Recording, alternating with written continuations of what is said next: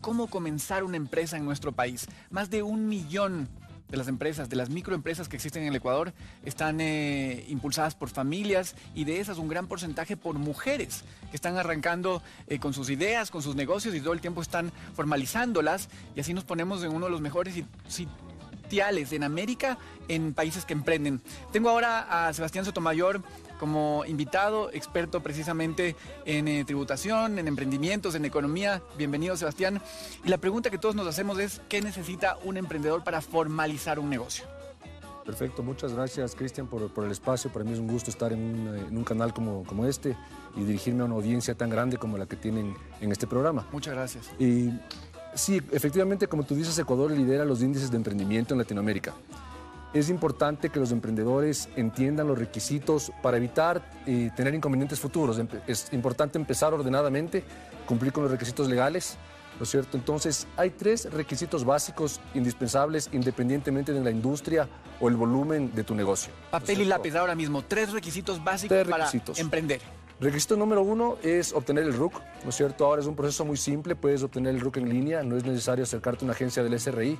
Si es que por alguna razón no te sientes cómodo con la plataforma, de todas maneras puedes acercarte al SRI. Sebastián, aquí creo que está bueno definir el tipo de facturación que va a hacer esa persona. ¿Es una persona natural? ¿Quién es persona natural? ¿Quién es empresa? ¿Cómo se ve esa línea delgada? Ya, ok. Esa es una pregunta amplia, ¿no es cierto? Me voy a permitir explicar las diferentes alternativas que hay, porque a su vez ahí tienes 4 alternativas, entonces hay mucha tela que cortar ahí. Ok. ¿Sí? Cuando vas a emprender, alternativa número 1, tal vez la más simple, la más común en Ecuador, es emprender como persona natural. Ok. Es decir, yo, Sebastián Sotomayor, me acerco al SRI, saco mi RUC y empiezo a facturar como persona. Perfecto. ¿Y mi empresa se puede llamar Sebastián Sotomayor o Cristian Norris? Exactamente. Okay. Tu empresa se va a llamar como sea tu nombre, ¿no es cierto? Y tu número de RUC va a ser básicamente tu número de cédula con el 001. Perfecto. Eso tal vez es lo más común, ¿sí? Alternativa número 2 es si es que ya quieres dar un paso más adelante, quieres formalizarte, tienes socios y quieres hacer una compañía, una empresa jurídica, ¿no es cierto? Ahora tengo una representación jurídica. Excelente. En Ecuador tú puedes formar, bueno, puedes hacer una compañía limitada, puedes hacer una SAS. Eso, y creo que las SAS ahora son muy fáciles de hacer. De hecho, sí, no necesitas socios, se arman muy rápido. Creo que en 2 días ya la tienes lista. Sí. La SAS es la última reforma que hay en temas societarios. Es tal vez la figura legal más común actualmente. Y efectivamente, como tú dices, te permite tener un solo socio, ¿cierto? El tema con la SAS es que, bueno, tienes un cumplimiento tributario frente al SRI en calidad de persona jurídica.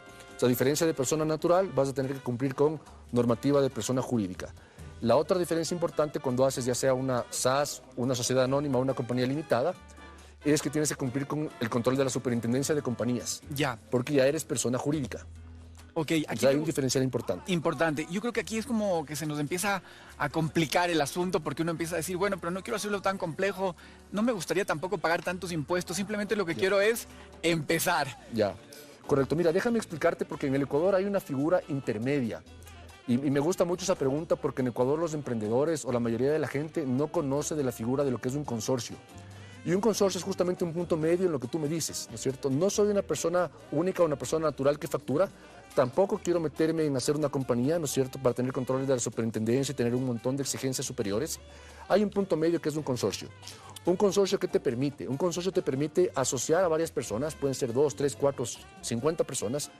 Ese consorcio puede tener un nombre de fantasía, entonces ya no eres Cristian Norris, ya no eres Sebastián Sotomayor, ya podemos ponernos Norris y Sotomayor asociados. ¿no es Perfecto. Y la ventaja que tienes ahí es que este consorcio tiene su propio RUC, puede tener su propia cuenta de banco, puede tener su propio número de seguridad social para afiliar a sus empleados, un número patronal. Entonces operas como si fueras una compañía. La ventaja que tiene es que no estás sujeto al control de la superintendencia de compañías. Entonces es un poco más liviano, es un punto medio entre ser persona y ser empresa. Sebastián, yo mismo soy emprendedor, también tengo mi empresa de promoción turística de Ecuador, es una SAS, pero nunca había escuchado lo del consorcio. Este dato que me estás dando es revelador y yo creo que a muchos de nuestros televidentes, mujeres emprendedoras y hombres que están pensando ahora mismo, o jóvenes pensando, bueno, quiero ponerme ese negocio, entonces un consorcio es una excelente alternativa. Es una excelente alternativa porque es un punto medio. Puedes dar un paso de persona natural, luego puedes hacer un consorcio y si ya definitivamente necesitas formalizarte, vas a tener, no sé, vas a emitir acciones, necesitas un control de la superintendencia porque vas a sacar créditos bancarios, ¿no es cierto? Entonces, en un escenario ya de esos, tal vez sea conveniente ya entrar en una persona jurídica en cualquiera de las alternativas que hay. Seguramente muchos están pensando, bueno, pero todos son deudas, todos son pagos, todos son multas. ¿Hay algún beneficio que el gobierno o el Estado te da al emprender? Que tú dices, bueno, me puedo acoger a esto, hay créditos. ¿A qué podemos enfocarnos los emprendedores para arrancar? Sí, bueno, ahí tienes, el Ecuador sí te ofrece una alternativa que es el régimen RIMPE, ¿cierto? Tal vez lo más complejo cuando tú tienes un negocio es la parte tributaria, ¿cierto? Y el régimen RIMPE lo que busca justamente es simplificar la parte tributaria para emprendedores. ¿En qué consiste? Si tú eres una empresa, una persona jurídica como las que hablamos antes, tú tienes que llevar una contabilidad súper completa. Entonces tú al final del año al SRI lo que le dices es, mire, yo he facturado tanto, mis costos han sido tanto y mi utilidad es la diferencia entre los dos. Y sobre esa utilidad yo pago un impuesto a la renta. ¿No es cierto? En el caso de RIMPE se simplifica porque te cobran una tarifa fija de impuesto a la renta en función a tu facturación. No importa cuál sea tu costo. Entonces pagas unos montos fijos que son más bajos y te evitan el tener que llevar una contabilidad tan detallada. La deducibilidad de tus gastos ya no pasa a ser un tema. Bien, quiero preguntarte esto porque nos escriben y nos preguntan esto que tal vez en el Ecuador es muy amplio. Hay mucha informalidad y hay mucho miedo también a empezar a pagar impuestos y hacer todo esto. Un televidente nos pregunta, ¿es mejor quedarse en la informalidad o definitivamente es mejor dar ese paso a legalizarse y avanzar con todo el proceso? Porque eso me va a dar ciertos beneficios. Muy brevemente y para cerrar, ¿cuáles serían esos beneficios de ponerse en la parte legal de una empresa? Mira, en la parte legal hay ciertas partes que no deberías arriesgar, ¿no es cierto? En la parte legal tal vez el consejo más importante para los emprendedores es si es que algo vas a formalizar y quieres empezar de a poco, por lo menos formalízate en el sector, en la parte laboral, ¿no es cierto? Recordemos que en Ecuador las reformas legales han establecido que no afiliar a tus colaboradores al seguro social es un delito penal. Entonces puedes ir preso. Entonces, en cualquiera de las figuras que habíamos comentado anteriormente, como persona, como consorcio, como persona jurídica, asegúrate de tener tu número patronal, de afiliar a tu personal, porque te vas a evitar complicaciones muy importantes. Ahora, finalmente a mí me gustaría señalarte que es muy común actualmente emprendimientos que son en una categoría que se llama exportación de servicios, ¿no es cierto? Si es que yo soy, por ejemplo, un ingeniero eléctrico y quiero exportar mis planos eléctricos, ¿no es cierto? O soy un psicólogo y quiero dar sesiones a mis pacientes en línea a través de Zoom. O soy un diseñador gráfico y quiero vender mis diseños, ¿no es cierto? Cualquiera de estos emprendimientos que son muy comunes ahora, sobre todo en gente joven, que se hacen a través del Internet, ¿no es cierto? Este tipo de emprendimientos están utilizando estructuras internacionales.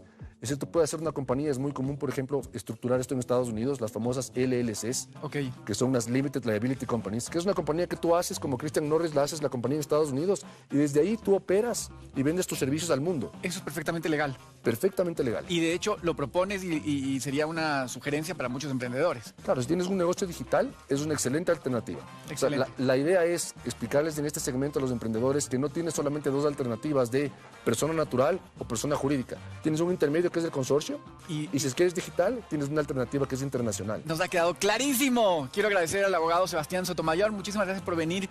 Tenemos que ampliar este tema en próximas entrevistas, así que esta siempre es tu casa. Con mucho gusto, Cristian. Gusto verte.